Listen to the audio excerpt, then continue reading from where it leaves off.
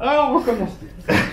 Bonjour à tous, avant de commencer cette vidéo, la CGT EFSPAC et moi-même vous souhaitons une bonne et heureuse année 2023. Pour cette première édition de l'année, nous allons évoquer les points importants qui étaient à l'ordre du jour du CSE du 5 janvier.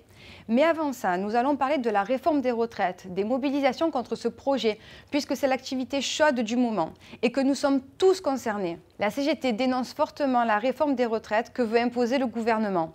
Cette réforme est injuste puisqu'elle va à l'encontre des principes fondateurs de notre système de retraite, à savoir le principe de solidarité entre les générations et le principe de répartition. Le gouvernement ment en présentant des projets budgétaires catastrophiques qui sont fortement contestés de toutes parts, même par les membres de sa majorité plus que relative.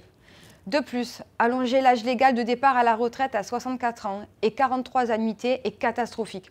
Auriez-vous l'envie et la force de vous lever le matin et aller travailler à l'âge de 64 ans ? Jeudi 19 janvier était le premier jour de grève et nous étions 145 000 dans les rues de Marseille. Les organisations syndicales se sont mises d'accord pour renouveler le mouvement le mardi 31 janvier. Certains pensent que tout est déjà joué, mais rappelez-vous que nous avons déjà réussi à empêcher le gouvernement de mettre en place sa réforme la dernière fois et nous pouvons encore le faire. Mais c'est maintenant qu'il faut combattre pour notre avenir. Alors mobilisons-nous et soyons encore plus nombreux la prochaine fois pour faire échouer le gouvernement. Le plus important est d'être visible dans la rue.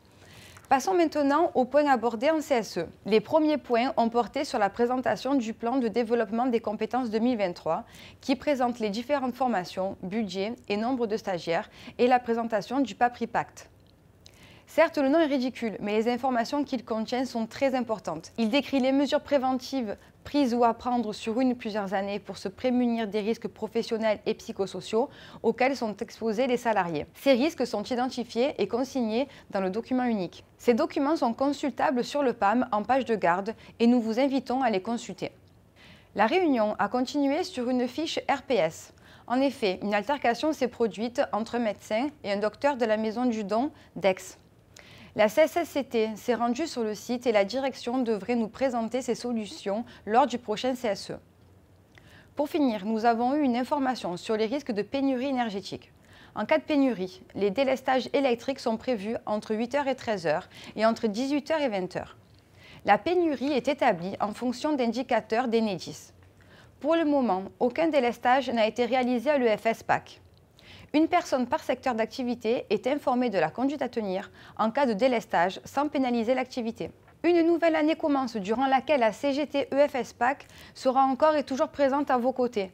Nous allons diversifier nos formats vidéo, d'autres assemblées du personnel vont se tenir, d'autres nouveautés devraient arriver.